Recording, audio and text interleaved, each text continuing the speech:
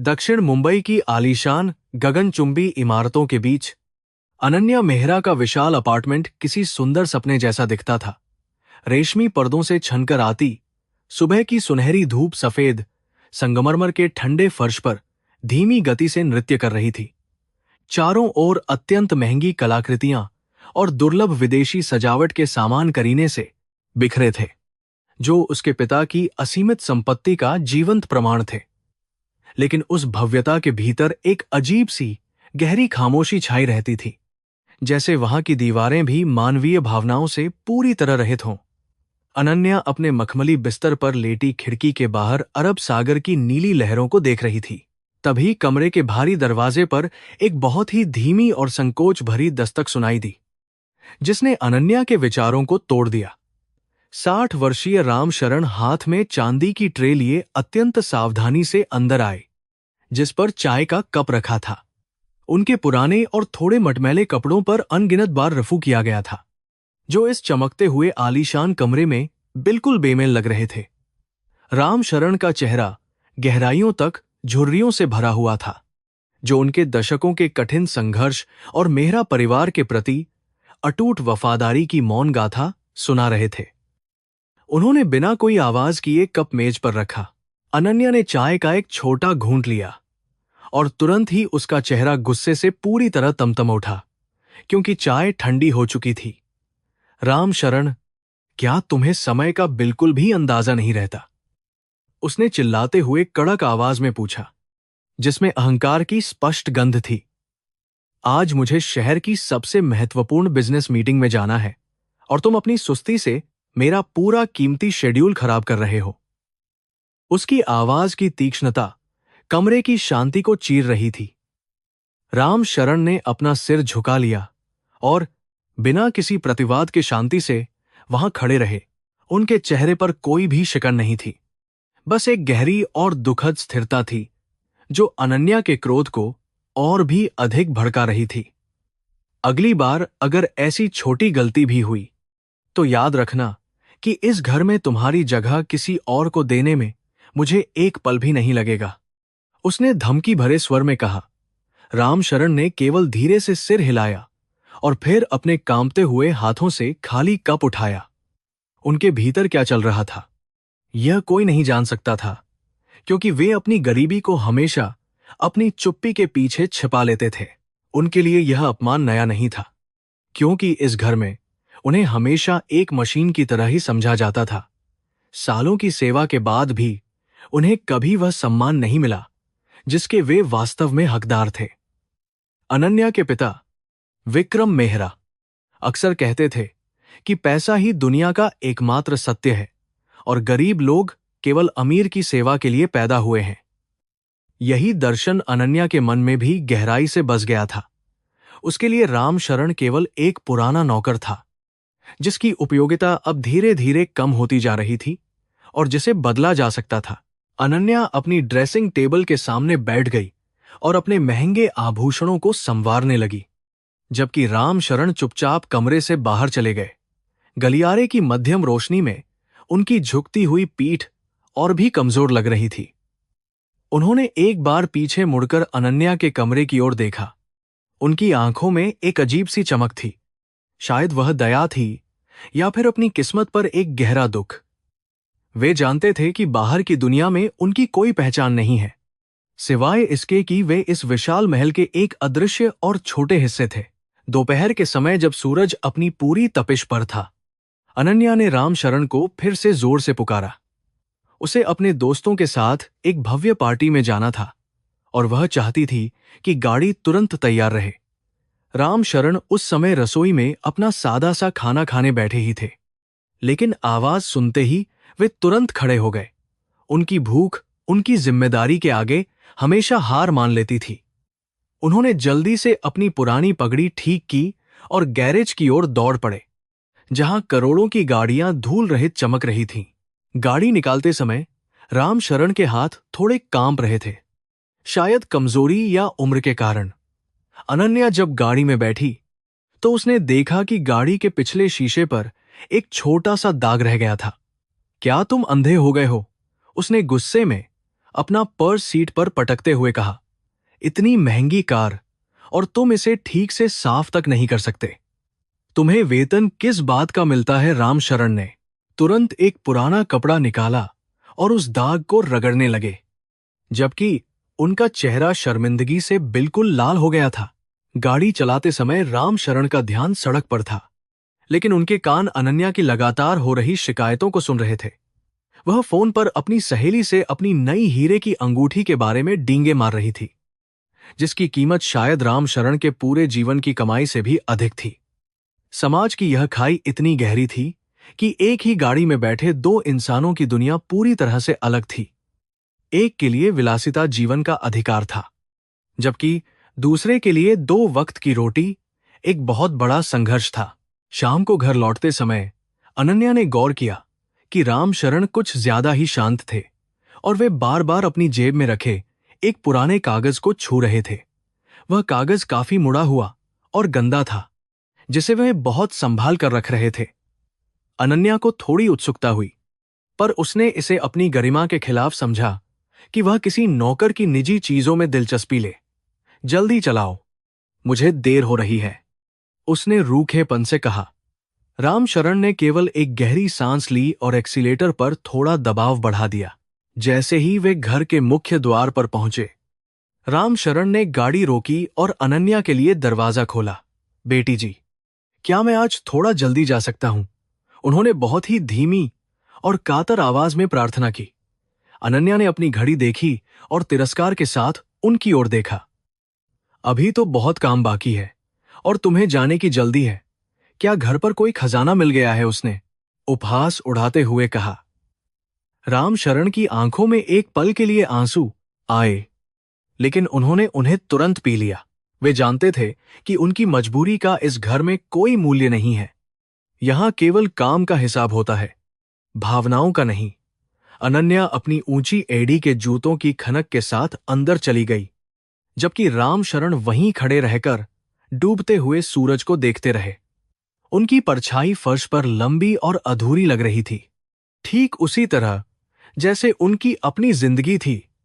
उस रात अनन्या को अपनी विलासिता में नींद आ गई, लेकिन रामशरण की आंखों से नींद कोसों दूर थी। वे केवल ईश्वर से प्रार्थना कर रहे थे। महल के भीतर की भव्यता उस रात और भी अधिक डरावनी लग रही थी, क्योंकि वहां मानवीय संवेदनाओं का पूरी तरह अभाव था। अनन्या के लिए हर चीज खरीदी जा सकती थी, लेकिन वह यह नहीं जानती थी कि निष्ठा और प्रेम बाजार में नहीं मिलते। रामशरण ने रसोई का सारा काम खत्म किया और अपने छोटे से कमरे में जाकर पुरानी संदूक खोली। उसमें एक छोटी लड़की की तस्वीर थी, जिसे वे बड़े प्यार से निहारने लगे। उनकी उंगलियां तस्वीर पर जम गई, धूल को बहुत कोमलता से साफ कर रही थीं। अगली सुबह जब घर के सदस्य जगे तो पूरा माहौल बदला हुआ था, क्योंकि वहां वह चिर परिचित खामोशी नहीं थी। रामशरण के कमरे का दरवाजा खुला था और उनका बिस्तर पूरी तरह खाली था। अनन्या ने जब उन्हें चाय के लिए पुकारा तो कोई उत्तर नहीं मिला। पूरे घर में सन्नाटा पसरा हुआ था, जैसे किसी ने वहां से प्राण ही निकाल लिए हों। अनन्या को पहली बार थोड़ा अजीब महसूस हुआ। उसे लगा जैसे उसके आरामदायक जीवन का एक बहुत महत्वपूर्ण हिस्सा अचानक कहीं हमेशा के लिए गायब हो गया है। उसने अपने पिता से रामशरण के बारे में पूछा, जिन्होंने केवल कंधे उचका दिए। शायद वह बूढ़ा काम से थक गया होगा और भाग गया। विक्रम मेहरा ने अखबार पढ़ते हुए लापरवाही से कहा, इन जैसे लोगों के लिए वफादारी का कोई मतलब नहीं होता। वे केवल अपने स्वार्थ के बारे में सोचते हैं। अनन्या को यह सुनकर थोड़ा धक्का लगा, क्योंकि उसे याद आया कि रामशरण ने 30 साल तक कभी एक दिन की भी छुट्टी नहीं ली थी। उसके मन में एक अनजाना डर और थोड़ी बेचैनी घर करने लगी थी। अनन्या रामशरण के कमरे में गई, जो मुख्य महल के पीछे एक छोटा सा कोना था। वहां की सादगी देखकर वह दंग रह गई। एक पुरानी चारपाई, एक टूटा हुआ संदूक और दीवार पर टंगी भगवान कृष्ण की एक धूल भरी तस्वीर। मेज पर एक छोटा सा लिफाफा रखा था, जिस पर उसका नाम लिखा था।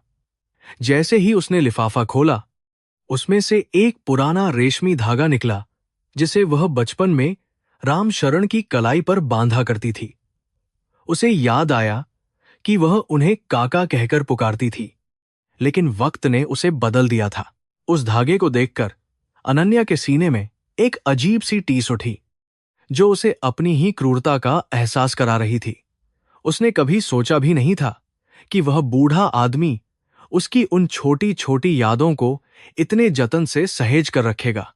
कमरे की दीवारों से जैसे राम शरण की सिसकियां गूंज रही थीं, जो अनन्या के अहंकार पर प्रहार कर रही थीं। उसने महसूस किया कि वह कितनी अकेली है। भले ही उसके पास दुनिया की हर दौलत मौजूद थी, वह लिफाफा लेकर वापस अपने आलीशान कमरे में लौट आई। पूरे दिन वह उसी धागे को देखती रही और उसका मन अशांत रहा। उसे अपनी पिछली रात की वह डांट याद आ रही थी, जो उसने बेवजह राम शरण को दी थी। क्या वास्तव में इंसानियत इतनी सस्ती हो गई है कि हम किसी के आत्मसम्मान को अपने जूतों तले कुचल दें? अनन्या को पहली बार अपनी अमीरी पर शर्मिंदगी महसूस होने लगी। उसने तय किया कि वह राम शरण का पता लगाएगी, चाहे इसके लिए उसे शहर के सबसे गंदे इलाकों में ही क्यों न जाना पड़े, क्योंकि उसे जवाब चाहिए थे। उसने ड्राइवर के रिकॉर्ड में राम शरण का पुराना पता खोजा, जो शहर के सुदूर बाहरी इलाके की एक झुग्गी बस्ती का था। वहां जाने का विचार ही उसे डरा रहा था, लेकिन उसके भीतर की सोई हुई चेतना अब जाग चुकी थी।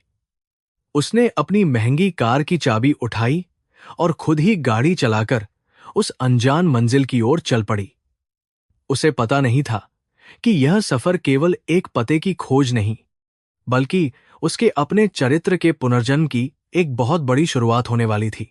रास्ता धीरे धीरे संकरा और ऊबड़ खाबड़ होता जा रहा था। जहां आलीशान इमारतों की जगह फटे हुए तिरपाल और मिट्टी के घर ले रहे थे, हवा में कूड़े और बंद नालियों की तेज बदबू थी, जो अनन्या के लिए बिल्कुल असहनीय थी। उसने अपनी नाक पर रुमाल रखा, पर उसकी आंखों के सामने राम शरण का वह शांत चेहरा बार बार आ रहा था। वह समझ नहीं पा रही थी कि इतने सालों तक जो व्यक्ति उसके महल को चमकाता रहा, वह खुद इतने नरक जैसे हालात में कैसे रह सकता है। जब वह उस झुग्गी के करीब पहुंची, तो उसे लोगों की भीड़ और रोने धोने की आवाजें सुनाई देने लगीं। उसका दिल तेजी से धड़कने लगा और एक अनहोनी की आशंका ने उसे पूरी तरह से घेर लिया। उसने गाड़ी एक तरफ खड़ी की और हिचकिचाते हुए उन तंग गलियों के भीतर कदम रखा। हर कदम पर उसे गरीबी का वह विभत्स रूप दिख रहा था, जिसे उसने पहले कभी नहीं देखा था। वहां की गरीबी केवल धन की कमी नहीं थी, बल्कि वह जीवन के प्रति एक निरंतर और बहुत कठिन संघर्ष था। अंत में वह एक छोटे से झोपड़े के सामने रुकी, जिसके बाहर कुछ लोग दुखी होकर बैठे थे। वहां का माहौल अत्यंत गमगीन था और हवा में एक अजीब सा भारीपन व्याप्त था। अनन्या ने धड़कते दिल से एक बुजुर्ग महिला से राम शरण के बारे में पूछा। महिला ने केवल झोपड़े की ओर इशारा किया और अपनी आंखों से आंसू पोंछने लगी। अनन्या जब अंदर दाखिल हुई, तो जो दृश्य उसकी आंखों के सामने आया, उसने उसकी पूरी दुनिया को एक ही पल में हिलाकर रख दिया और उसकी आत्मा कांप उठी। झोपड़े के भीतर का दृश्य अनन्या के लिए किसी भयानक और डरावने दुःस्वप्न जैसा था। वहां हवा इतनी भारी और गंदी थी कि उसे सांस लेने में भी बहुत कठिनाई महसूस हो रही थी। एक पुराने फटे हुए गद्दे पर राम शरण लेटे हुए थे। उनका शरीर बीमारी और अत्यधिक थकान के कारण बिल्कुल कंकाल जैसा दिखाई दे रहा था। उनकी आंखें पथराई हुई छत को निहार रही थीं, जैसे वे मौत का इंतजार कर रहे हों। अनन्या की आंखों में अचानक आंसू आ गए, क्योंकि उसने कभी कल्पना भी नहीं की थी कि उसके घर का वह वफादार सेवक ऐसी दयनीय और कष्टदायक स्थिति में होगा। राम शरण ने जैसे ही अनन्या को अपने सामने खड़ा देखा, उनके मुरझाए हुए चेहरे पर घबराहट और शर्मिंदगी के मिश्रित भाव तैरने लगे। उन्होंने अपनी कमजोर बाहों के सहारे उठने की असफल कोशिश की, लेकिन शरीर ने उनका साथ देने से पूरी तरह इनकार कर दिया। बेटी जी, आप यहां इस नर्क में क्यों आईं? यह जगह आपके जैसे बड़े लोगों के रहने के लिए बिल्कुल नहीं बनी है, उन्होंने अत्यंत धीमी और कांपती हुई आवाज में कहा। उनकी आवाज में अब भी वही पुराना सम्मान था, जो अनन्या के हृदय को किसी नुकीले खंजर की तरह बेरहमी से चुभ रहा था। अनन्या बिना कुछ बोले उनके पास जमीन पर बैठ गई। उसने अपने महंगे कपड़ों की परवाह करना अब पूरी तरह छोड़ दिया था। उसने देखा कि कमरे के एक अंधेरे कोने में एक छोटी लड़की बैठी थी, जो अपनी सूनी आंखों से शून्य में देख रही थी। वह लड़की बिल्कुल शांत थी, जैसे उसे बाहरी दुनिया के कोलाहल से कोई सरोकार न हो। यह कौन है? रामशरण काका, अनन्या ने बहुत ही कोमलता से पूछा, और पहली बार उसने उन्हें काका कहकर संबोधित किया। रामशरण की आंखों से आंसू की एक बूंद धीरे से निकलकर उनके गालों पर ढल गई। यह मेरी पोती सीता है, बेटी जी। इसकी आंखों की रोशनी बचपन से ही जा चुकी है और यह दुनिया देख नहीं सकती। रामशरण ने सिसकते हुए जवाब दिया। उन्होंने बताया कि कैसे वे इतने वर्षों तक दिन रात मेहनत करके केवल इसलिए पैसे बचा रहे थे ताकि सीता की आंखों का ऑपरेशन करवा सके, लेकिन बढ़ती महंगाई और अपनी गिरती सेहत के कारण वे कभी पर्याप्त धन जमा नहीं कर पाए। अनन्या को अब समझ आया कि रामशरण अक्सर खाना क्यों बचाते थे और क्यों वे हमेशा पुराने फटे हुए कपड़े ही पहना करते थे। झोपड़ी की टूटी हुई छत से धूप की एक किरण सीता के मासूम चेहरे पर पड़ रही थी, जिससे वह किसी देवदूत की तरह चमक रही थी।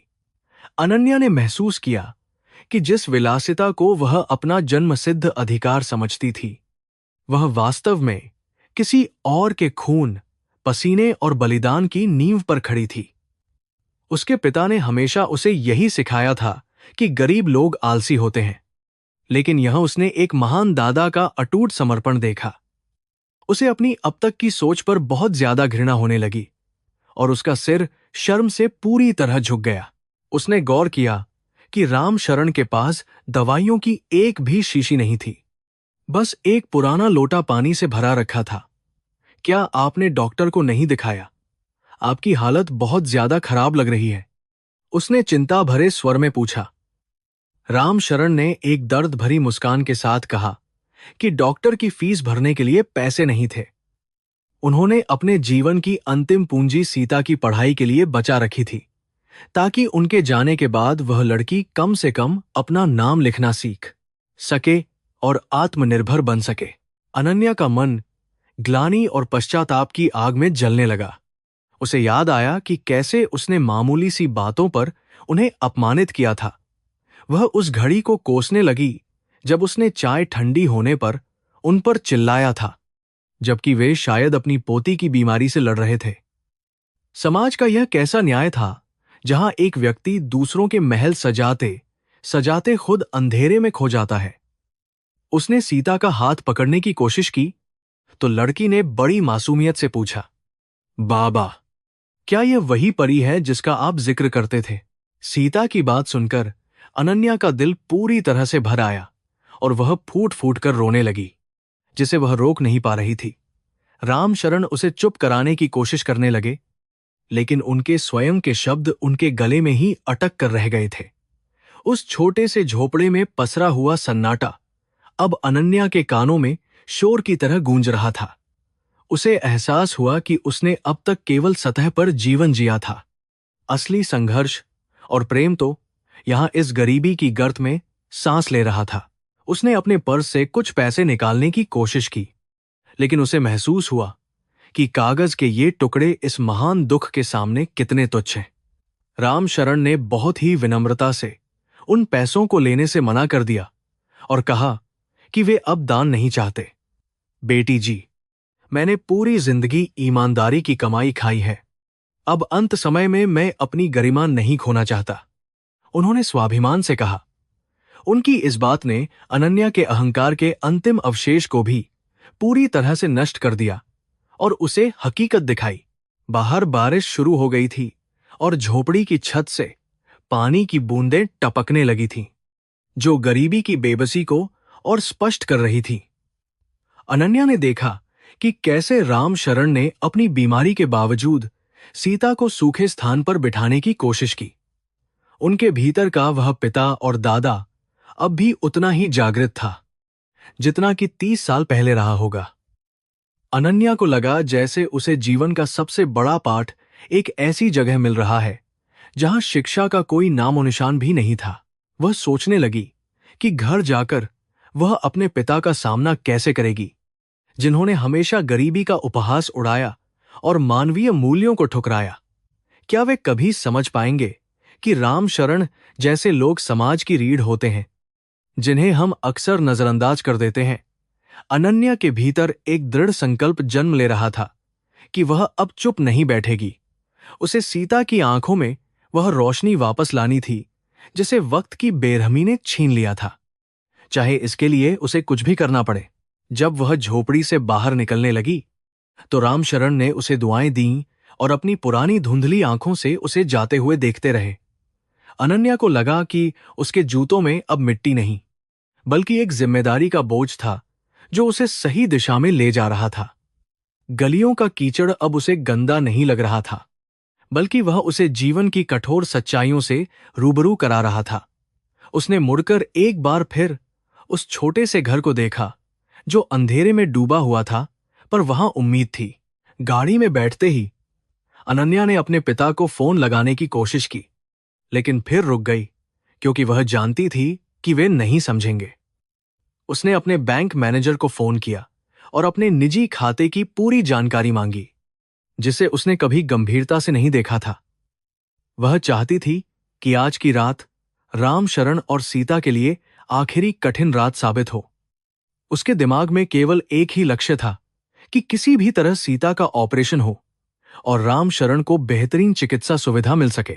पूरे रास्ते उसे सीता की वह मासूम आवाज और राम शरण का वह थका हुआ चेहरा याद आता रहा, जो उसे झकझोर रहे थे। उसे महसूस हुआ कि उसकी महंगी कार की रफ्तार भी उसकी आत्मा की बेचैनी को कम करने के लिए पर्याप्त नहीं थी। शहर की रोशनी अब उसे चुभ रही थी, क्योंकि उसे पता था कि इन लाइटों के पीछे कितने ही राम शरण अंधेरे में जी रहे हैं। अनन्या का हृदय अब केवल एक बेटी का नहीं, बल्कि एक जागृत इंसान का हृदय बन चुका था। रात के अंधेरे में जब वह अपने भव्य बंगले पर वापस पहुंची तो उसे वह महल जैसा घर एक सुनसान कब्रिस्तान की तरह लगने लगा। वहां सब कुछ था, लेकिन सुकून नहीं था, जो उसने उस गरीब झोपड़ी में राम शरण की आंखों में एक पल के लिए देखा था। उसने अपने कमरे की खिड़की से आकाश की ओर देखा और ईश्वर से प्रार्थना की कि उसे इतनी शक्ति दें कि वह अपना प्रायश्चित कर सके। कल की सुबह अनन्या के लिए केवल एक नया दिन नहीं, बल्कि एक नए जीवन का प्रारंभ होने वाली थी। उसने रात भर जागकर उन अस्पतालों की सूची बनाई जो आंखों के जटिल ऑपरेशन के लिए दुनिया भर में मशहूर थे और विशेषज्ञों से संपर्क किया। उसकी आंखों में नींद नहीं थी, बल्कि एक नई चमक थी जो दूसरों के लिए कुछ करने के जुनून से पैदा हुई थी। अनन्या को अब समझ आया कि धन का असली महत्व उसे संचय करने में नहीं, बल्कि किसी के जीवन का अंधेरा दूर करने में है। वह उस सुबह का बेसब्री से इंतजार कर रही थी जब वह राम शरण को यह खुशखबरी सुना सके। सूरज की पहली किरणें अभी मुंबई के क्षितिज पर उभरी ही थीं कि अनन्या की आंखें खुल गईं। आज उसकी आंखों में पहले जैसा आलस्य नहीं था, बल्कि एक गंभीर संकल्प की चमक साफ दिखाई दे रही थी। उसने अपने वार्डरोब से सबसे साधारण कपड़े चुने और बिना किसी मेकअप के तैयार हो गई। उसके पिता नाश्ते की मेज पर बैठे अखबार पढ़ रहे थे। उन्होंने अनन्या के इस बदले हुए रूप को देखा, लेकिन कुछ कहा नहीं। अनन्या ने चुपचाप अपनी कार की चाबियां उठाईं और घर से बाहर निकल गई। उसका लक्ष्य बिल्कुल स्पष्ट था, जैसे जैसे उसकी चमचमाती कार शहर की चौड़ी सड़कों को छोड़कर तंग गलियों की ओर मुड़ी। वातावरण में बदलाव महसूस होने लगा। हवा में अब समुद्र की ताजगी नहीं, बल्कि सड़े हुए कचरे और तंग बस्तियों की घुटन भरी गंध समाई हुई थी। रास्ते में जगह जगह गंदा पानी जमा था, जिससे होकर उसकी कार को गुजरना पड़ रहा था। स्थानीय लोग इस विदेशी कार को बड़ी हैरानी और संदेह की नजरों से देख रहे थे, क्योंकि ऐसी गाड़ियां यहां कम ही आती थीं। अनन्या का दिल जोर जोर से धड़क रहा था, पर वह अब पीछे हटने वाली नहीं थी। राम शरण के झोपड़े के पास पहुंचकर उसने गाड़ी एक सुरक्षित कोने में खड़ी की और पैदल ही अंदर की ओर बढ़ी। कल की बारिश ने उन कच्ची गलियों को दलदल में बदल दिया था, जिससे चलना लगभग असंभव हो गया था। अनन्या के महंगे जूतों की परवाह किए बिना वह कीचड़ में ढंसते हुए आगे बढ़ती रही। चारों ओर बिखरी गरीबी का मंजर उसके दिल को भीतर तक झकझोर रहा था। उसे एहसास हुआ कि उसने अब तक केवल महलों के सुख देखे थे। असली भारत तो इन तंग और अंधेरी गलियों में मौन होकर सिसकियां ले रहा था। जब वह राम शरण के घर के दरवाजे पर पहुंची तो उसने देखा कि वे अब भी उसी पुरानी चटाई पर लेटे हुए थे। उनकी सांसें अब और भी उथली और भारी हो गई थीं, जो उनके बिगड़ते स्वास्थ्य का स्पष्ट संकेत दे रही थीं। सीता उनके पास बैठी हुई बहुत धीरे धीरे कोई पुराना लोकगीत गुनगुना रही थी, जिसकी तो सीता एकदम से शांत हो गई और उसने अपनी बिना रोशनी वाली आंखों से आवाज की दिशा में देखने की कोशिश की। काका, मैं अनन्या हूं। मैं आपके पास वापस आई हूं, उसने बहुत ही कोमलता से कहा और उनके सिरहाने बैठ गई। रामशरण ने अपनी आंखें खोलीं और उनकी धुंधली नजरों में पहचान की एक हल्की सी चमक दिखाई दी। बेटी जी, आपने यहां फिर से आने की जहमत क्यों उठाई? ये जगह आपके लिए बहुत कष्टकारी है, उन्होंने भारी आवाज में कहा। अनन्या ने उनके हाथ अपने हाथों में लिए और महसूस किया कि उनका शरीर बुखार से तप रहा था। उसे अपनी पिछली सभी गलतियों पर एक बार फिर बहुत गहरा दुख हुआ। उसने अपने साथ लाई हुई पानी की बोतल निकाली और राम शरण को धीरे से पानी पिलाया, जिसकी उन्हें बहुत जरूरत थी। सीता पास ही बैठी चुपचाप सब सुन रही थी। उसकी मासूमियत अनन्या के कठोर हृदय को पिघला रही थी। दीदी, क्या आप शहर से आई हैं? वहां तो बहुत रोशनी होती होगी ना? सीता ने बड़ी उत्सुकता से पूछा। अनन्या के पास इस सवाल का कोई जवाब नहीं था, क्योंकि वह जानती थी कि रोशनी केवल महलों में होती है। यहां तो सिर्फ अंधेरा और संघर्ष का साम्राज्य फैला हुआ था। अनन्या ने देखा कि पास के झोपड़े से एक बुजुर्ग महिला बाहर आई और उसे बड़ी हैरानी से देखने लगी। अरे बिटिया, युस्का, तुम इस गरीब आदमी की मदद करने आई हो।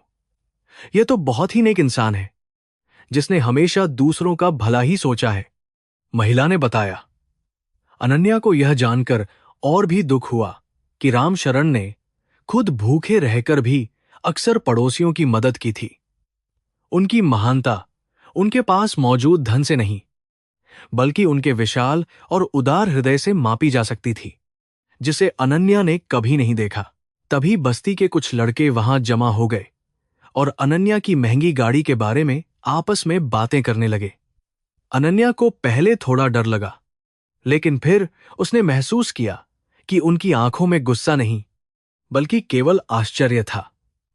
उसने महसूस किया कि गरीबी इंसान को अपराधी नहीं बनाती, बल्कि समाज का तिरस्कार उसे उस रास्ते पर धकेल देता है। उसने उन लड़कों से शांति से बात की और उन्हें बताया कि वह यहां एक दोस्त की मदद करने आई है। उसकी सरलता ने उन लोगों का दिल जीत लिया और वे शांत हो गए। उसने अपने फोन से एक निजी एम्बुलेंस सेवा को कॉल किया और उन्हें तुरंत इस पते पर पहुंचने का निर्देश दिया। वह जानती थी कि रामशरण को इस समय केवल दवाइयों की नहीं, बल्कि उचित अस्पताल की देखभाल की सख्त जरूरत थी। रामशरण ने मना करने की कोशिश की, लेकिन अनन्या ने उनकी एक न सुनी और उन्हें चुप रहने को कहा। अब आप मेरे दादा की तरह हैं और मैं अपनी जिम्मेदारी से पीछे नहीं हटूंगी, उसने दृढ़ता से कहा। उसकी आंखों में एक नया आत्मविश्वास और ममता की अनूठी चमक साफ दिखाई दे रही थी। एम्बुलेंस आने का इंतजार करते हुए उसने सीता को अपने पास बुलाया और उसे कहानियां सुनाने लगी। उसने उसे पहाड़ों, फूलों और नीले आकाश के बारे में बताया, जिसे सीता कभी देख नहीं सकती थी, लेकिन महसूस कर रही थी। सीता के चेहरे पर आती हुई वह नन्ही मुस्कान अनन्या के लिए दुनिया की किसी भी महंगी चीज से अधिक कीमती थी। उसे एहसास हुआ कि खुशी बांटने से बढ़ती है और असली संतोष दूसरों के चेहरे पर मुस्कान लाने में ही छिपा होता है। अनन्या का हृदय अब पूरी तरह से बदल रहा था। जब एम्बुलेंस की आवाज बस्ती में गूंजी तो लोगों में हलचल मच गई और वे घरों से बाहर निकल आए।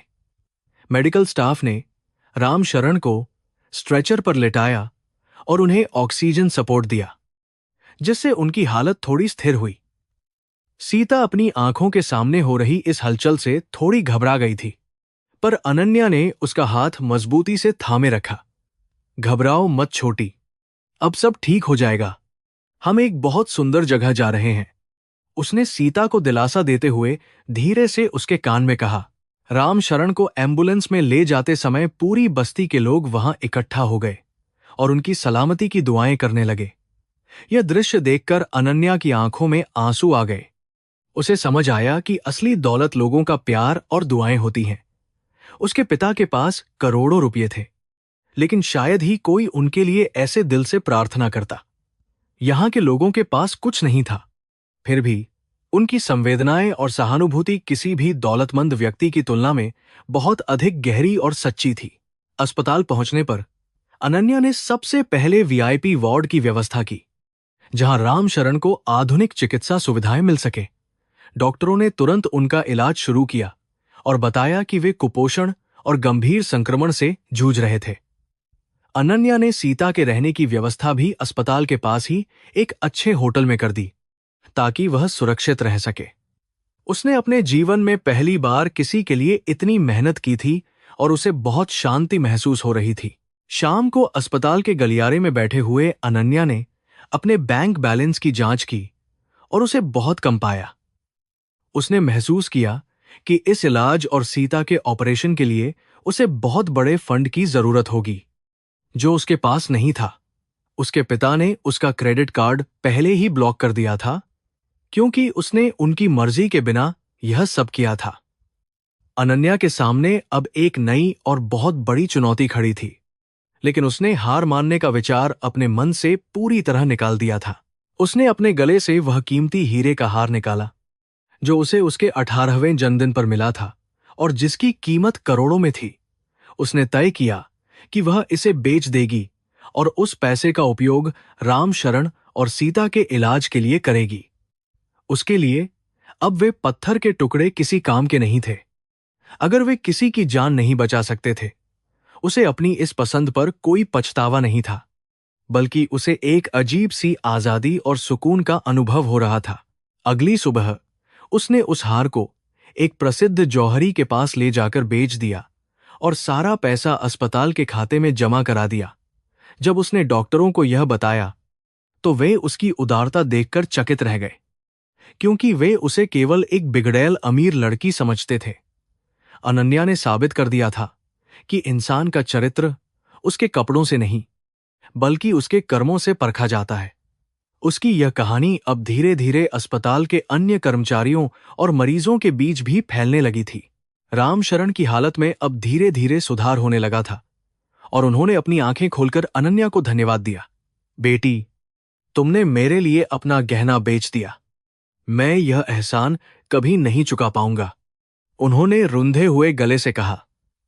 अनन्या ने उनके मुंह पर हाथ रख दिया और मुस्कुराते हुए कहा कि यह एहसान नहीं, बल्कि उसका अपना प्रायश्चित है।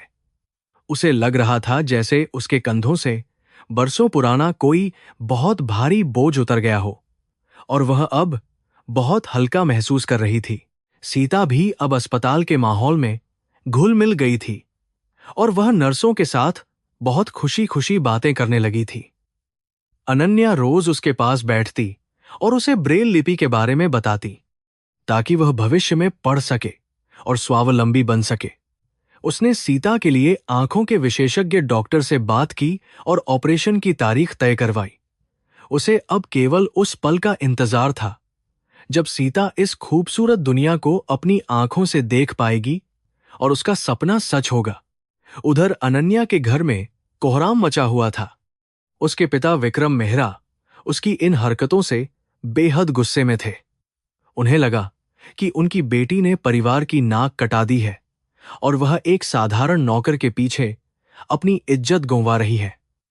उन्होंने अनन्या को घर वापस आने का अल्टीमेटम दिया, वरना उसे अपनी संपत्ति से बेदखल करने की धमकी दी।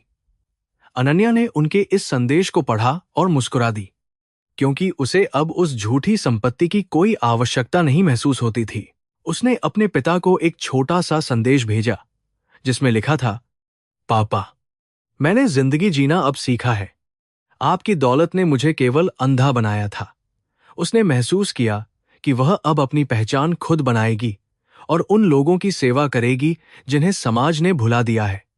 अनन्या अब एक नई स्त्री बन चुकी थी, जिसका हृदय दया और साहस से भरपूर था। उसे पता था कि रास्ता बहुत कठिन है, लेकिन उसके पास अब एक ऐसा लक्ष्य था जो उसे प्रेरणा दे रहा था। रात के सन्नाटे में अस्पताल की खिड़की से बाहर देखते हुए अनन्या ने महसूस किया कि चांद की रोशनी आज कितनी शीतल और सुखद है। उसने अपनी आत्मा की पुकार को सुन लिया था और उसे सही दिशा मिल गई थी। वह जानती थी कि आने वाले दिन उसके लिए संघर्षपूर्ण होंगे, लेकिन वह तैयार थी क्योंकि उसने प्रेम की शक्ति को पहचान लिया था। अनन्या के जीवन का यह नया अध्याय अब शुरू हो चुका था, जिसमें स्वार्थ के लिए कोई स्थान नहीं था, केवल सेवा थी। अस्पताल के उस सफेद और शांत वीआईपी वार्ड में छाई हुई खामोशी बाहर की दुनिया की हलचल से बिल्कुल विपरीत थी। अनन्या मेहरा वहां एक साधारण प्लास्टिक की कुर्सी पर बैठी सो रहे राम शरण के थके हुए चेहरे को गौर से देख रही थी। उनके चेहरे की गहरी झुर्रियां अब और भी साफ दिखाई दे रही थीं, जैसे वे उनके जीवन के कठिन संघर्षों और अनगिनत बलिदानों का एक विस्तृत नक्शा हों। वह सोच रही थी कि कैसे इस इंसान ने चुपचाप अपना पूरा जीवन उसके अहंकारी परिवार की सेवा में समर्पित कर दिया और बदले में उसे केवल तिरस्कार मिला। अचानक रामशरण ने नींद में कुछ बुदबुदाया और अपना हाथ हवा में हिलाया, जैसे वे किसी को पुकार रहे हों। अनन्या ने धीरे से उनका हाथ थाम लिया और महसूस किया कि उनके हाथों की त्वचा कितनी सख्त और खुरदरी हो गई थी।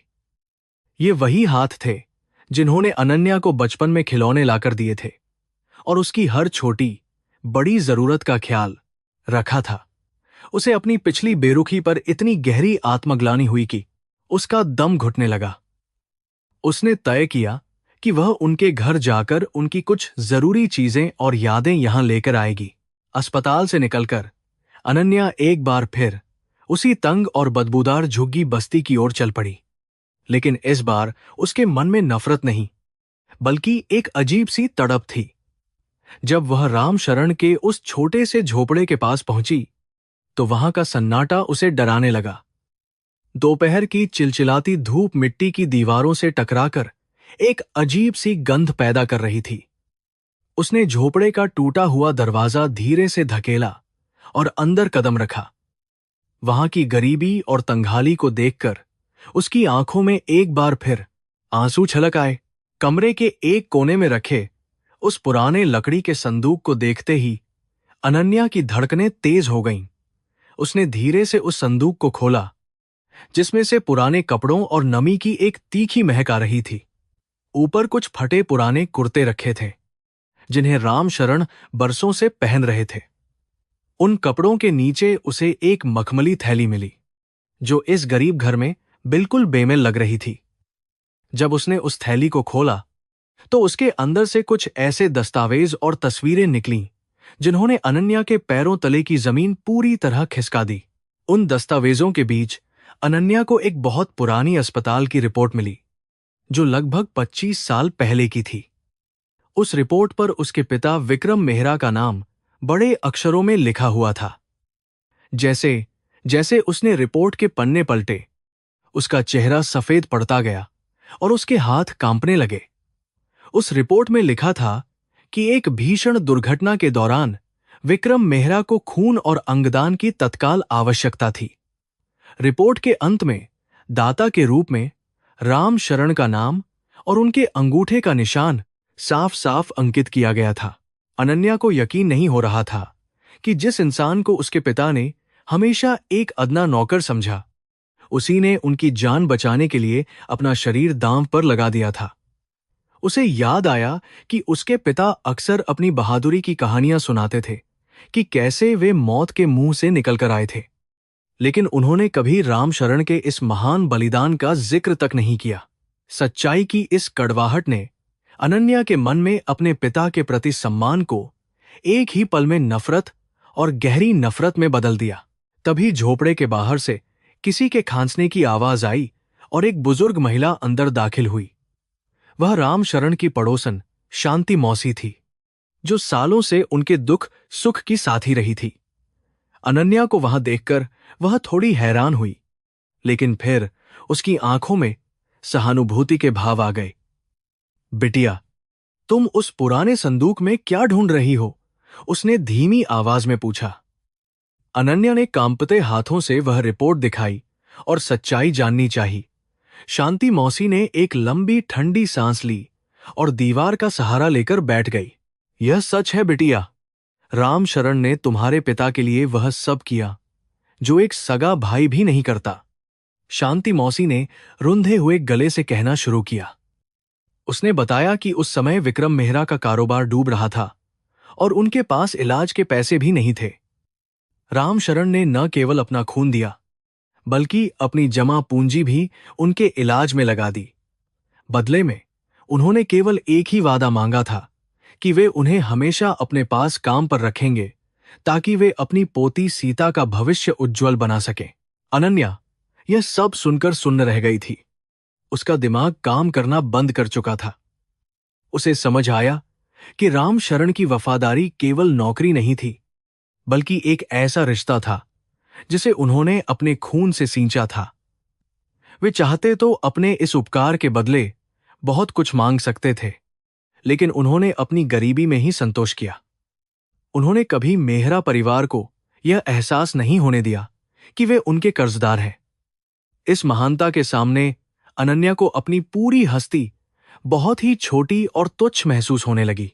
शांति मौसी ने आगे बताया कि रामशरण का अपना बेटा और बहू एक दुर्घटना में मारे गए थे, जिसके बाद सीता ही उनके जीवन का एकमात्र सहारा बची थी। उन्होंने अपनी बीमारी को इसलिए नजरअंदाज किया क्योंकि वे सीता के ऑपरेशन के लिए हर एक पैसा बचाना चाहते थे।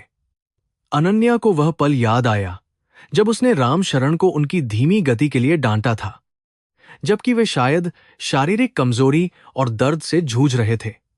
हर बीती बात अब अनन्या के दिल पर एक घाव की तरह लग रही थी।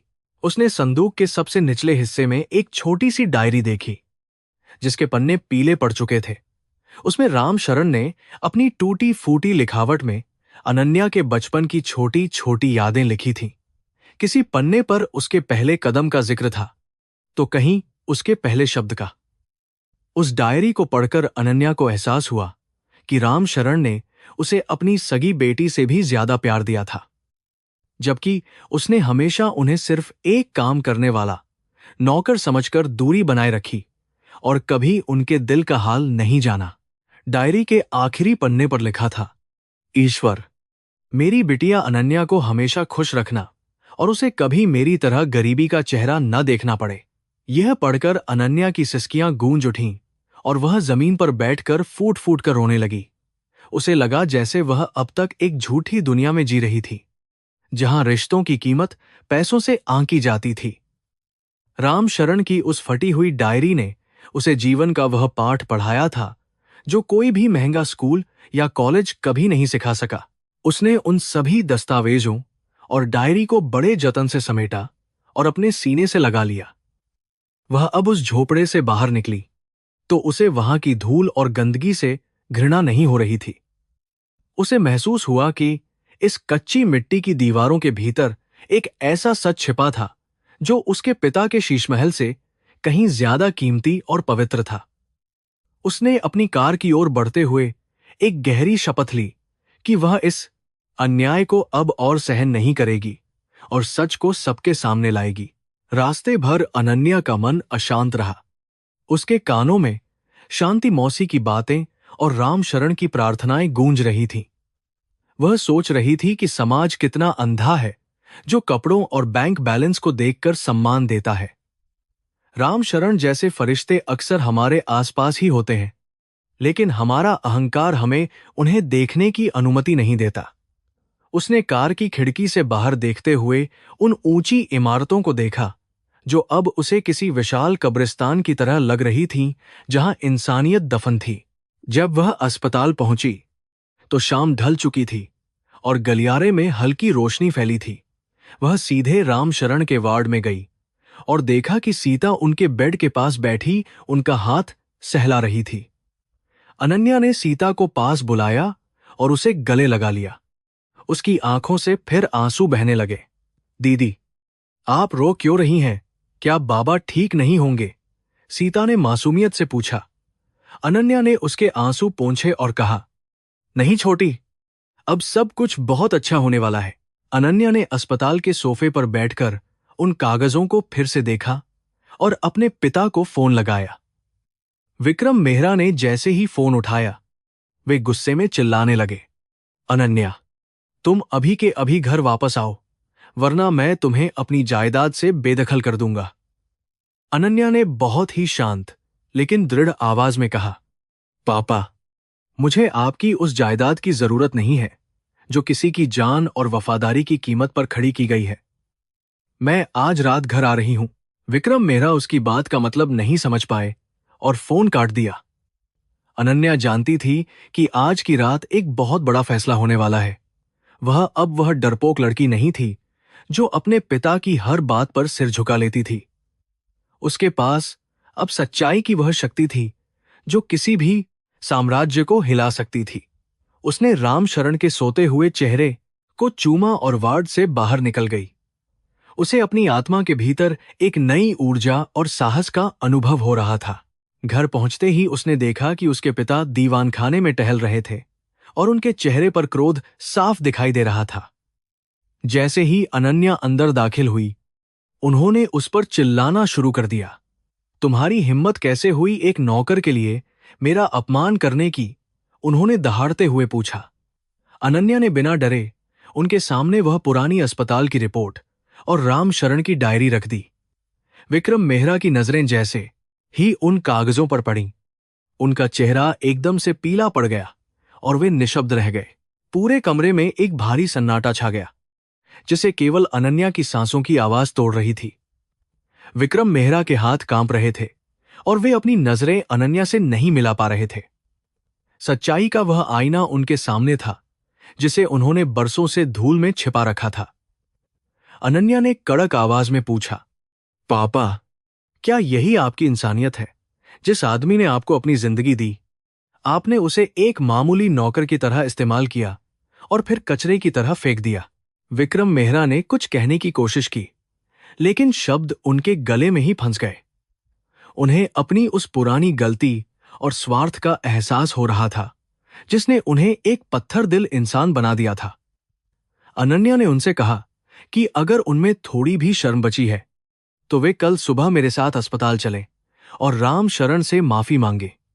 उसने स्पष्ट कर दिया कि अब वह इस घर में तभी रहेगी जब रामशरण और सीता को वह सम्मान मिलेगा जिसके वे हकदार हैं। उस रात मेहरा हवेली में कोई नहीं सोया।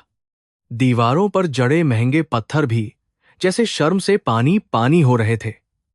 अनन्या ने महसूस किया कि उसने आज अपने जीवन की सबसे बड़ी जंग जीत ली थी। उसे अब किसी संपत्ति या विरासत की भूख नहीं थी, क्योंकि उसने इंसानियत की वह दौलत पाली थी जो कभी खत्म नहीं होती। वह अपनी खिड़की के पास बैठी सुबह का इंतजार करने लगी, जब एक नया सूरज उगेगा और रिश्तों की नई इबारत लिखी जाएगी। विक्रम मेहरा के हाथ कांप रहे थे और उनके चेहरे की हवाइयां उड़ी हुई थीं। कमरे के भव्य झड़ फानूस की रोशनी अब उन्हें चुभ रही थी, जैसे वे उनकी आत्मा के अंधेरे को उजागर कर रहे हों। रिपोर्ट के पीले पड़ चुके पन्ने उनके पापों की गवाही दे रहे थे, जिसे उन्होंने बरसों से दुनिया की नजरों से छिपाकर रखा था। अनन्या ने अपनी तीखी नजरों से उन्हें ऐसे देखा जैसे वह उनके भीतर के उस छोटे और डरपोक इंसान को पहचान गई हो, जो अपनी सफलता के पीछे दूसरों का बलिदान छिपाए बैठा था। सन्नाटा इतना गहरा था कि घड़ी की टिक टिक भी हथौड़े की तरह सुनाई दे रही थी। अनन्या, तुम अभी बहुत छोटी हो और व्यापार की कठोर सच्चाइयों को नहीं समझती।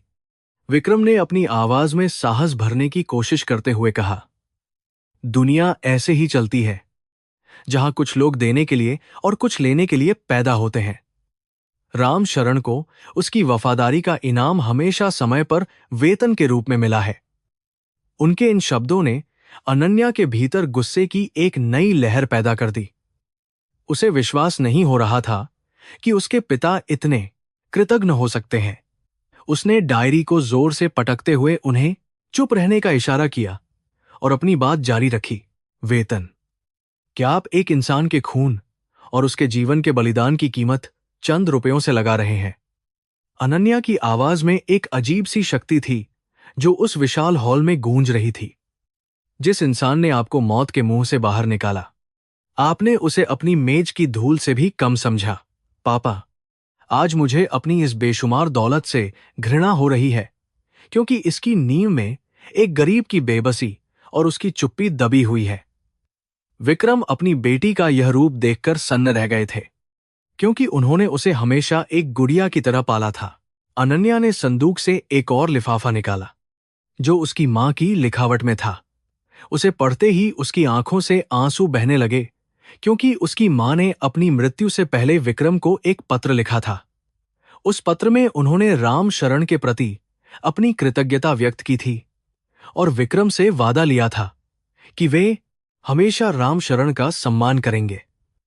लेकिन विक्रम ने अपनी मां की अंतिम इच्छा को भी अपने व्यापारिक हितों और सामाजिक प्रतिष्ठा के नीचे दबा दिया था। यह सच्चाई अनन्या के लिए किसी गहरे घाव की तरह थी, जो उसे अंदर तक तोड़ रही थी।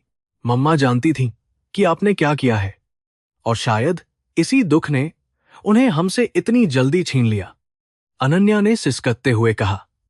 राम शरण काका ने कभी अपनी जबान नहीं खोली, क्योंकि वे कर्मा में विश्वास रखते थे।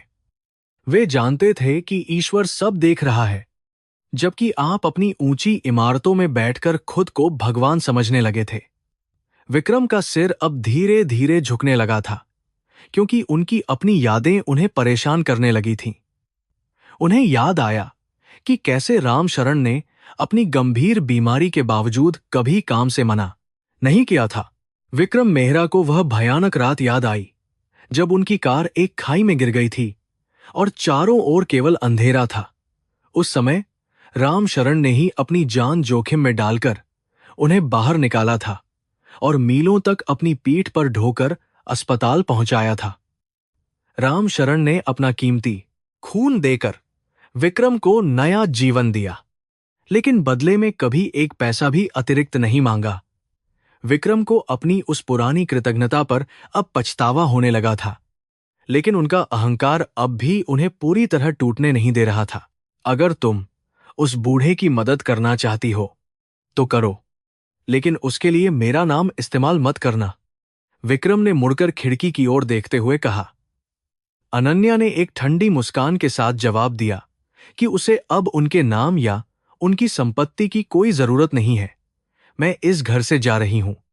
पापा, मैं तब तक वापस नहीं आऊंगी जब तक आप अपनी गलती मानकर काका से माफी नहीं मांग लेते। अनन्या ने अपनी जरूरत का थोड़ा सामान समेटा और उन कीमती दस्तावेजों को लेकर कमरे से बाहर निकल गई। हवेली के बाहर खड़ी अपनी कार में बैठते समय अनन्या ने महसूस किया कि वह अब एक आजाद पक्षी की तरह है। उसके पास बैंक बैलेंस भले ही कम था, लेकिन उसका मन अब बहुत हल्का और साफ था। उसने महसूस किया कि असली अमीरी बैंक के आंकड़ों में नहीं, बल्कि मन की शांति और दूसरों के प्रति दया में होती है। वह सीधे अस्पताल की ओर चल पड़ी, जहां राम शरण और सीता उसका इंतजार कर रहे थे। शहर की रात अब उसे उतनी डरावनी नहीं लग रही थी, क्योंकि उसके पास सच्चाई का दिया था। अस्पताल पहुंचते ही वह सीधे राम शरण के बेड के पास गई। वे जाग रहे थे और सीता उनके हाथ पर अपना सिर रखकर सो रही थी। राम शरण ने अनन्या को देखा तो उनके चेहरे पर एक हल्की सी मुस्कान आ गई, जो किसी दैवीय आशीर्वाद जैसी थी। बेटी, तुम इतनी रात को यहां क्यों आई? तुम्हें आराम करना चाहिए था, उन्होंने धीमे स्वर में कहा। अनन्या ने उनके हाथ चूम लिए और मन ही मन उनसे माफी मांगी। उसने तय किया कि वह अब उनकी पहचान बनकर उनके सम्मान की लड़ाई लड़ेगी। अगले कुछ घंटों तक अनन्या ने उन पत्रों को बार बार पढ़ा और महसूस किया कि राम शरण की जिंदगी का हर पन्ना त्याग की एक मिसाल था। उन्होंने अपनी पोती सीता की पढ़ाई के लिए जो सपने देखे थे, अनन्या उन्हें पूरा करने की कसम खा चुकी थी। उसे समझ आया कि कर्मा केवल दंड नहीं है, बल्कि यह एक अवसर है अपनी गलतियों को सुधारने का। अनन्या ने संकल्प लिया कि वह अपने पिता की गलतियों का प्रायश्चित अपनी सेवा के माध्यम से करेगी। उसकी आंखों में अब एक नई चमक और साहस दिखाई दे रहा था। सुबह होते ही अस्पताल के गलियारों में चहल पहल बढ़ गई। अनन्या ने डॉक्टरों से बात की और सीता के ऑपरेशन के लिए सबसे अच्छे सर्जन की नियुक्ति सुनिश्चित की। उसने अपनी मां के नाम पर एक छोटा सा ट्रस्ट बनाने का भी निर्णय लिया, जो गरीब लोगों के इलाज में मदद करेगा। उसे लग रहा था जैसे उसकी मां की आत्मा उसे आशीर्वाद दे रही हो और उसके हर कदम को राह दिखा रही हो। अनन्या के लिए यह केवल एक सेवा नहीं थी, बल्कि अपनी जड़ों की ओर वापस लौटने का एक पवित्र सफर था। अस्पताल के बाहर खड़े होकर उसने सूरज की पहली किरण को देखा, जो बादलों को चीरकर बाहर आ रही थी।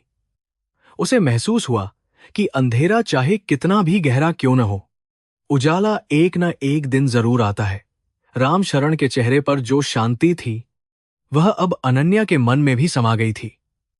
उसने अपने फोन के सभी अनावश्यक संपर्क हटा दिए और केवल उन लोगों को रखा जो वास्तव में जीवन का मूल्य समझते थे। अनन्या अब पूरी तरह बदल चुकी थी।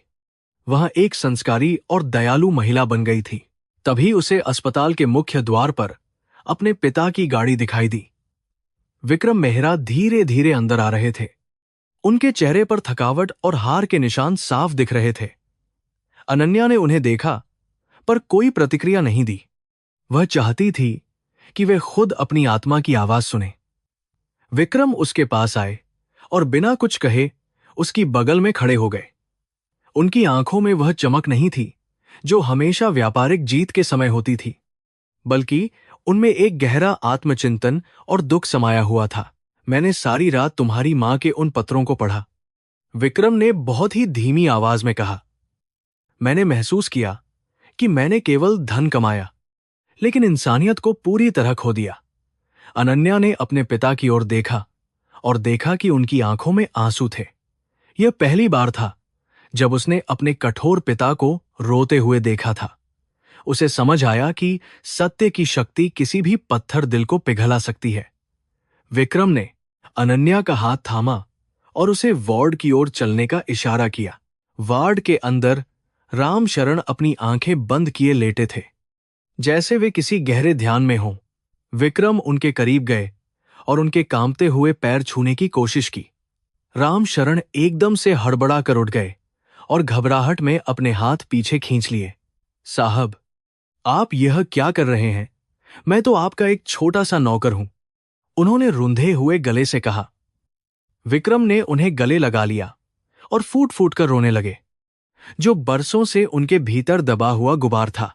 मुझे माफ कर दो रामशरण, मैंने तुम्हारी वफादारी को हमेशा अपनी जागीर समझा, विक्रम ने सिसकते हुए कहा। तुमने मेरी जान बचाई और मैंने तुम्हें केवल अपमान दिया। आज मैं तुम्हारे सामने एक भिखारी की तरह खड़ा हूं और अपनी गलतियों की माफी मांग रहा हूं। यह दृश्य देखकर वहां खड़े नर्सों और डॉक्टरों की आंखों में भी आंसू आ गए। इंसानियत ने आज अहंकार पर विजय प्राप्त कर ली थी और रिश्तों का एक नया अध्याय शुरू हो रहा था। रामशरण ने भी अपने मालिक को माफ कर दिया। अनन्या दूर खड़ी यह सब देख रही थी और उसे महसूस हुआ कि उसकी प्रार्थनाएं स्वीकार कर ली गई हैं। उसके पिता का हृदय परिवर्तन ही उसके लिए सबसे बड़ा पुरस्कार था। सीता भी जाग गई थी और उसने अपने दादा के रोने की आवाज सुनकर घबराते हुए उनका हाथ पकड़ा। अनन्या ने सीता को गोद में उठा लिया और उसे बताया कि अब रोने की जरूरत नहीं है, क्योंकि अब सब खुशियां आने वाली हैं। वार्ड का वह कोना अब आशा और प्रेम की रोशनी से जगमगा उठा था। उस दिन के बाद मेहरा परिवार का वातावरण पूरी तरह बदल गया। हवेली अब केवल पत्थरों का ढांचा नहीं थी, बल्कि वहां मानवीय संवेदनाओं का वास होने लगा था। विक्रम ने रामशरण को अपना बड़ा भाई घोषित किया और सीता को अनन्या की छोटी बहन का दर्जा दिया। उन्होंने अपनी संपत्ति का एक बड़ा हिस्सा समाज सेवा के लिए समर्पित करने का फैसला किया। अनन्या को अब अपनी पहचान पर गर्व महसूस हो रहा था, क्योंकि उसने अपने परिवार को टूटने से बचा लिया था। सीता के ऑपरेशन की तारीख नजदीक आ रही थी और पूरा परिवार उसके लिए उत्साहित था। राम शरण की सेहत में भी अब काफी सुधार था, क्योंकि उन्हें अब मानसिक शांति मिल चुकी थी। उन्होंने अनन्या को अपने पास बुलाया और उसे वह पुराना रेशमी धागा वापस दिया जो उसने बचपन में उन्हें बांधा था। यह धागा नहीं, यह मेरा सौभाग्य है बेटी, उन्होंने मुस्कुराते हुए कहा। अनन्या ने उसे अपनी कलाई पर बांध लिया और महसूस किया कि रिश्तों का यह बंधन दुनिया के हर गहने से कीमती है। अस्पताल की वह रात अब यादों का हिस्सा बन गई थी, लेकिन उसने अनन्या के जीवन की दिशा हमेशा के लिए बदल दी थी। उसने सीखा कि जीवन का असली अर्थ दूसरों के लिए जीना है। मेहरा हवेली में अब शाम को भजन और प्रार्थनाएं होती थी, जहां राम शरण सबसे आगे बैठते थे। अनन्या ने महसूस किया कि उसकी आत्मा की पुकार अब शांत हो गई है, क्योंकि उसे अपनी मंजिल मिल गई थी। यह केवल एक अमीर लड़की की कहानी नहीं थी, बल्कि यह मानवता की जीत की महागाथा थी। सीता की स्थिति अचानक बिगड़ने लगी, जिससे अस्पताल के उस शांत वातावरण में एक नई हलचल पैदा हो गई।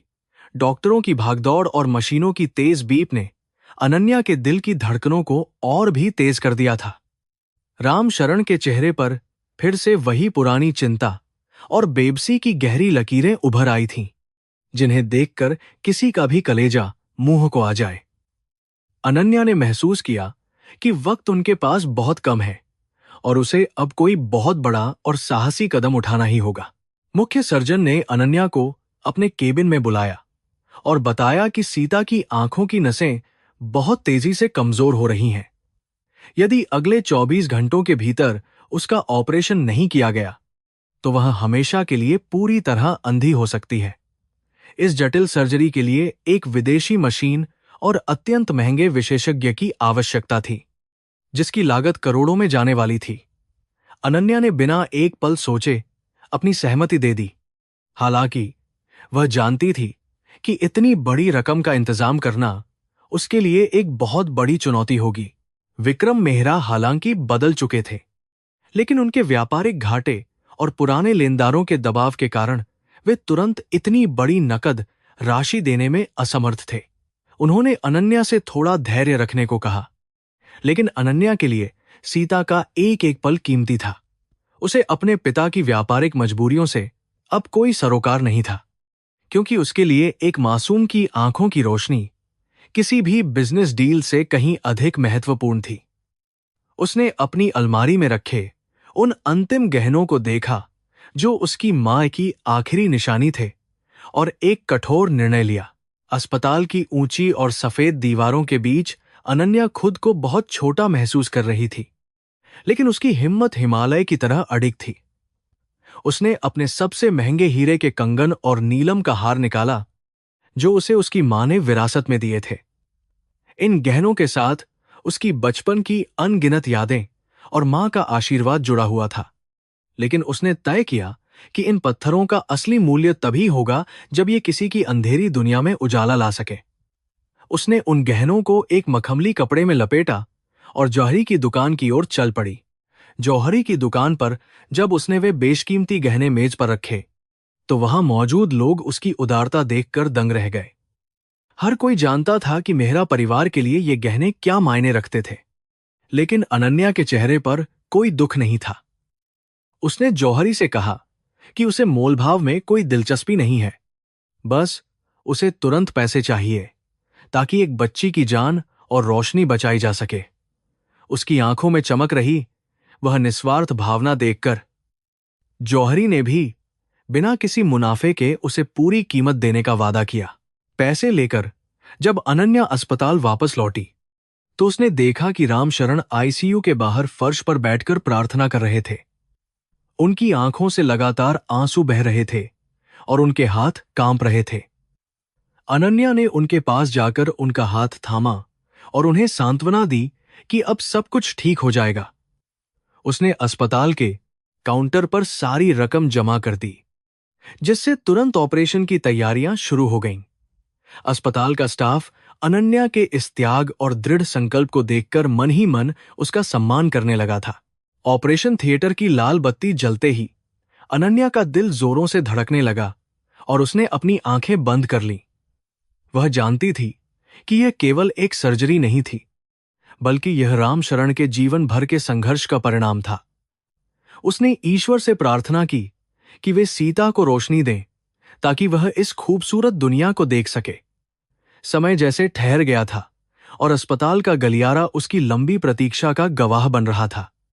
उसे एहसास हुआ जीवन में सबसे बड़ी खुशी किसी की बेबसी को दूर करने में ही मिलती है। घंटों के इंतजार के बाद जब डॉक्टर बाहर आए तो उनके बड़े चेहरे पर एक थकी हुई लेकिन सुकून भरी मुस्कान थी।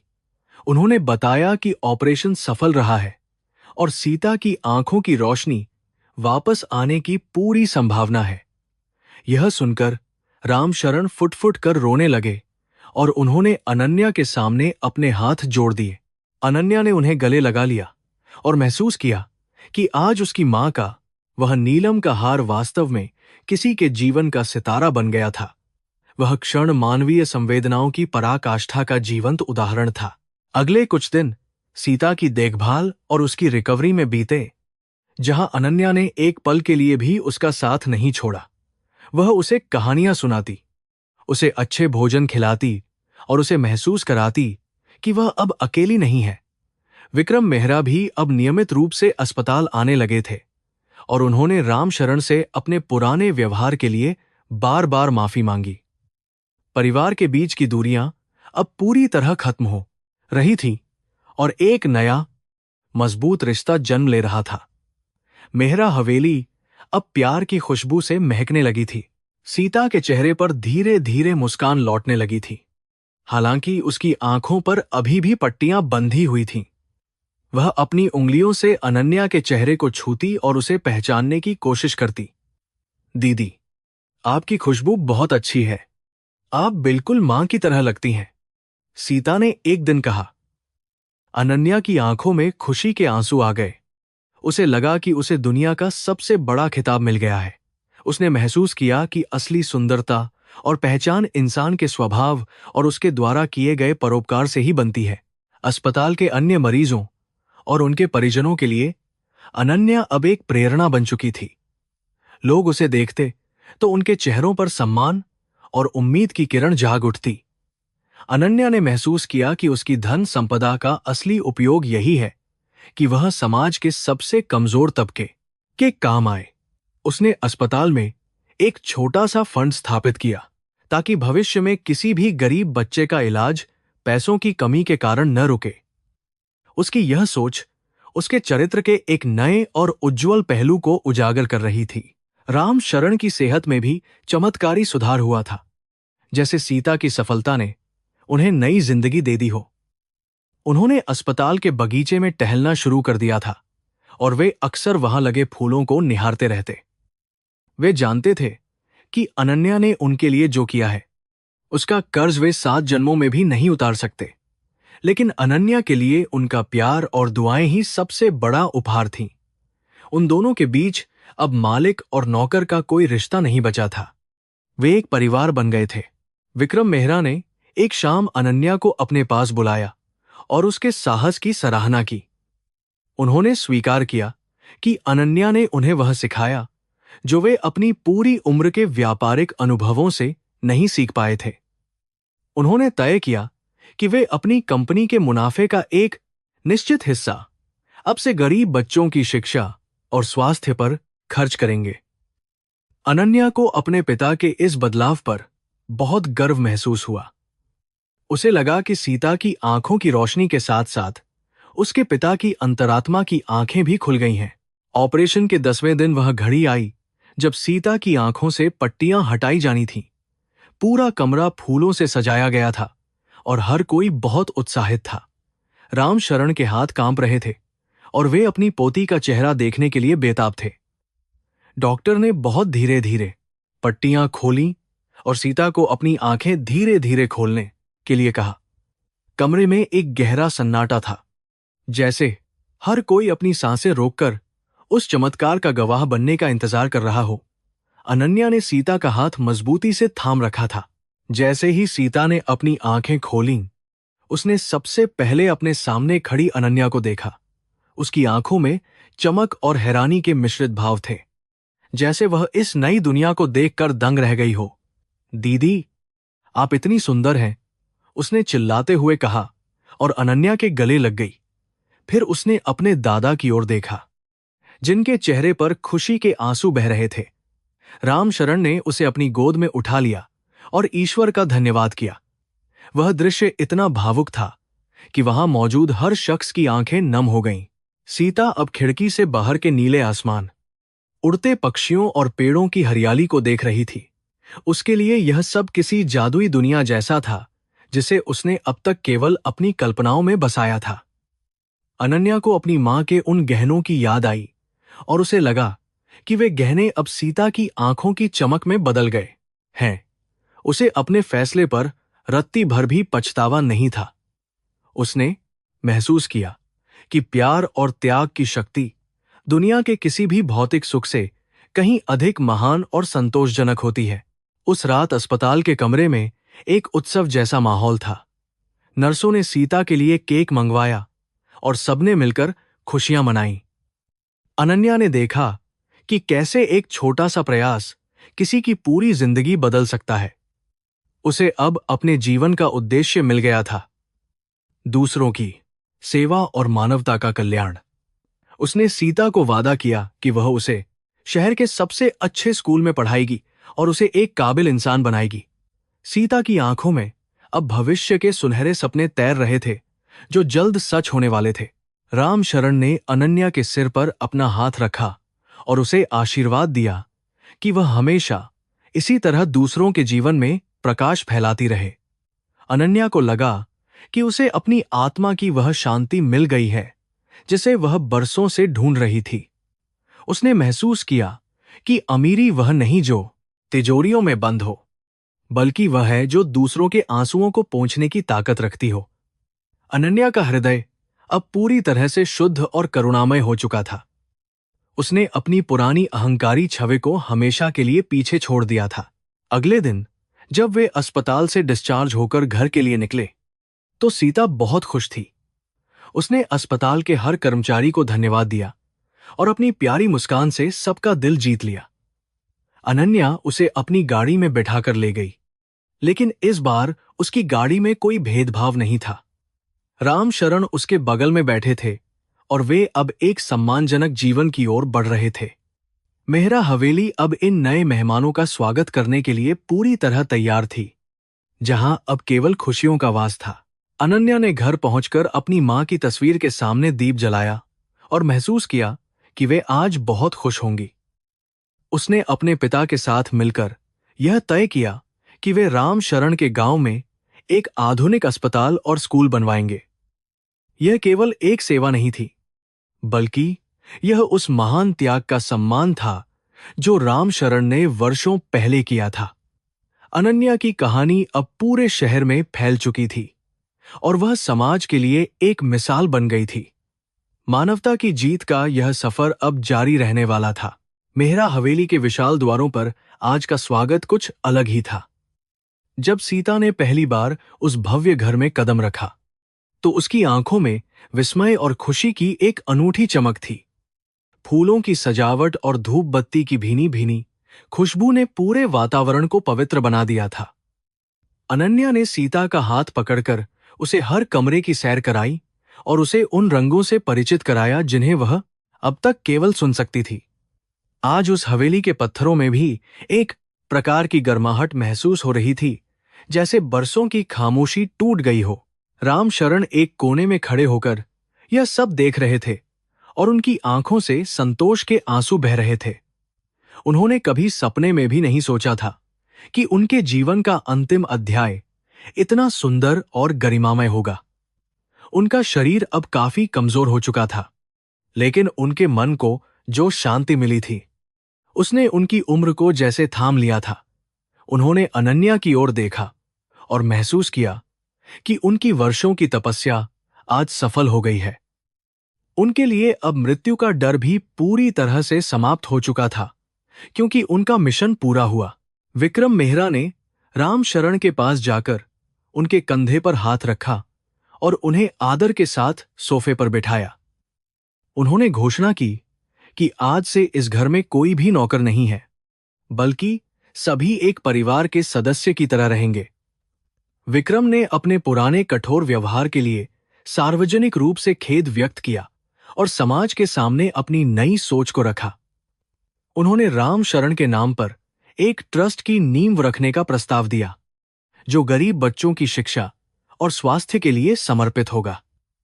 इस परिवर्तन ने मेहरा परिवार की प्रतिष्ठा को बढ़ा दिया।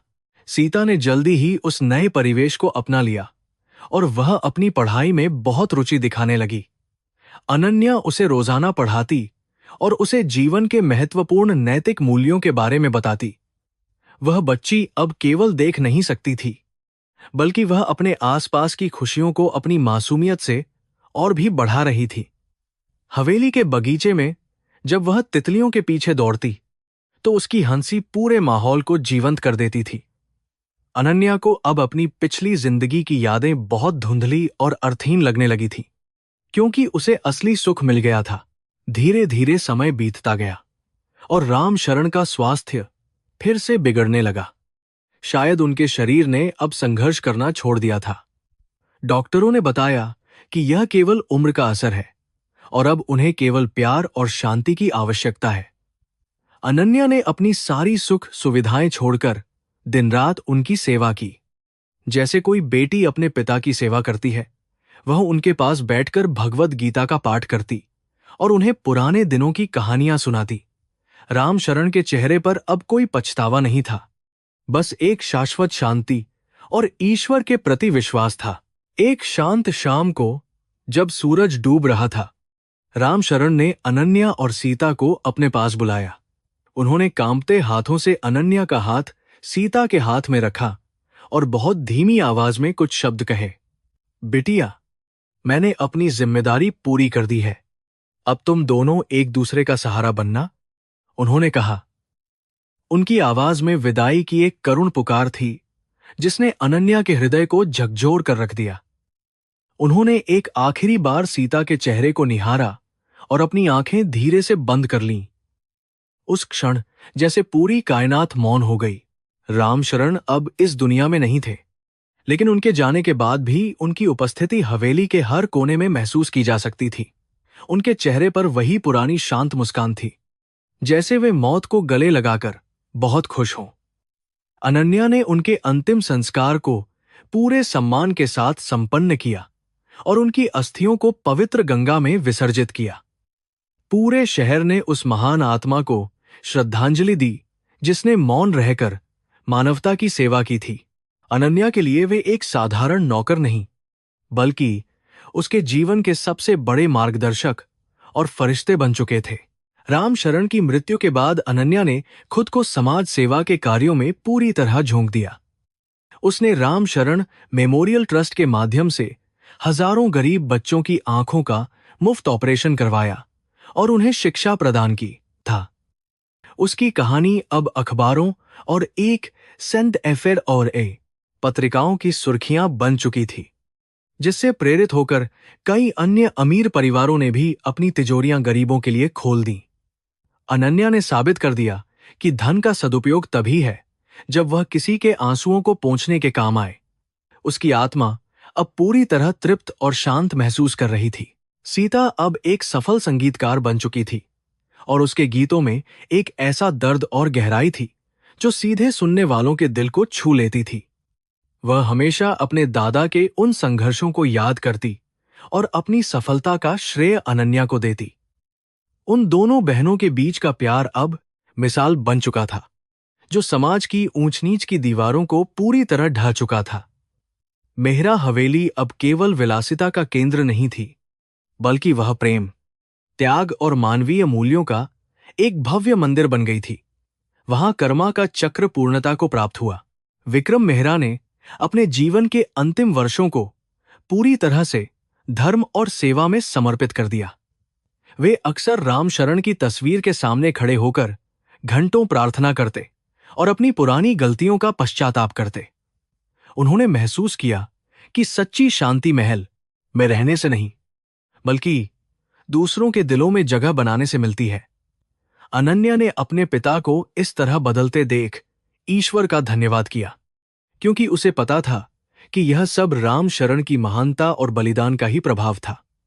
आज उस घर में हर कोई खुश था। वर्षों बाद जब अनन्या बूढ़ी हो गई, वह अक्सर अपने पोते पोतियों को राम शरण की कहानी सुनाती थी। वह उन्हें बताती कि कैसे एक गरीब नौकर ने अपनी वफादारी से एक पूरे परिवार की आत्मा को बदल दिया था।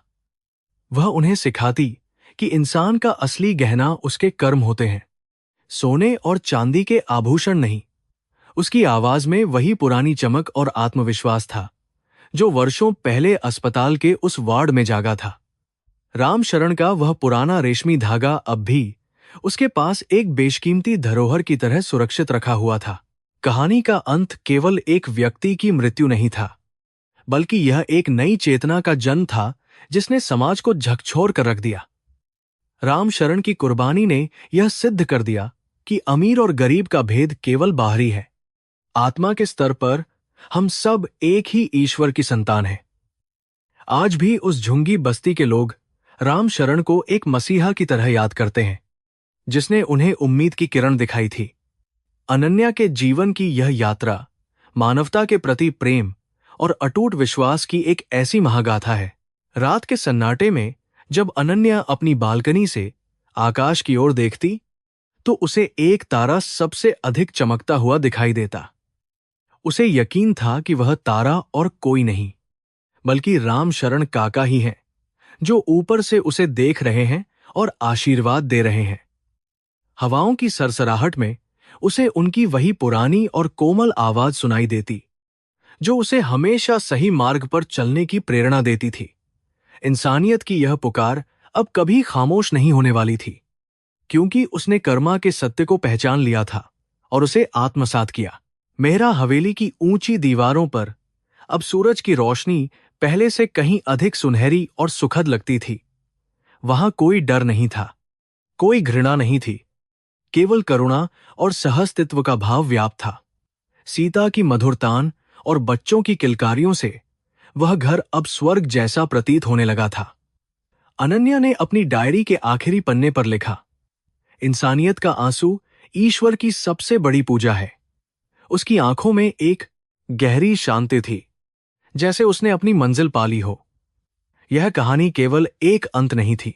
अंत में जब हम इस महागाथा के अंतिम शब्दों की ओर बढ़ते हैं, तो हमें यह एहसास होता है कि प्रेम ही एकमात्र शक्ति है जो दुनिया को बचा सकती है।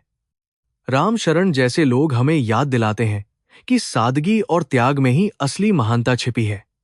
अनन्या की विलासिता से लेकर सेवा तक की यह यात्रा हर उस इंसान के लिए एक संदेश है जो अपने अहंकार में अंधा हो चुका है। प्रकाश तभी मिलता है जब हम अपने भीतर के अंधकार को मिटाने का साहस जुटाते हैं। यह कहानी अब यहां समाप्त होती है। आज की पीढ़ी के लिए अनन्या एक जीवंत उदाहरण बन गई थी, जिसने परंपरा और आधुनिकता के बीच एक सुंदर संतुलन बनाया। उसने कभी अपने अतीत को नहीं भुलाया, बल्कि उसे अपनी शक्ति बनाया। शहर के उस पुराने अस्पताल के बाहर अब राम शरण की एक छोटी सी प्रतिमा लगी थी, जिसके नीचे लिखा था, एक वफादार हृदय की कोई कीमत नहीं होती। लोग वहां आकर रुकते और उस शांत व्यक्तित्व को नमन करते जिसने खामोशी से दुनिया को प्यार करना सिखाया। अनन्या का मिशन अब उसके बच्चों के हाथों में सुरक्षित था। सीता ने अपने संगीत विद्यालय का नाम राम शरण स्वर सदन रखा, जहां गरीब बच्चों को मुफ्त में संगीत सिखाया जाता था। संगीत की वे लहरें हवाओं में घुलकर जैसे राम शरण की आत्मा को सुकून पहुंचाती थीं। अनन्या अक्सर वहां जाती और बच्चों को गाते हुए देखकर अपनी आंखें मूंद लेती। उसे लगता जैसे समय पीछे चला गया हो और वह फिर से वही छोटी अनन्या बन गई हो, जो काका की उंगली पकड़कर चलती थी। यादों का यह कारवां कभी खत्म नहीं होता, बस उसकी शक्ल समय के साथ बदलती रहती है। जब सूरज की ढलती किरणें प्रतिमा के चरणों को छूतीं, तो ऐसा लगता जैसे राम शरण आज भी मुस्कुरा रहे हों। उनकी आंखों में वह चमक थी जो केवल उन लोगों के पास होती है जिन्होंने अपना सब कुछ दूसरों के लिए न्योछावर कर दिया हो।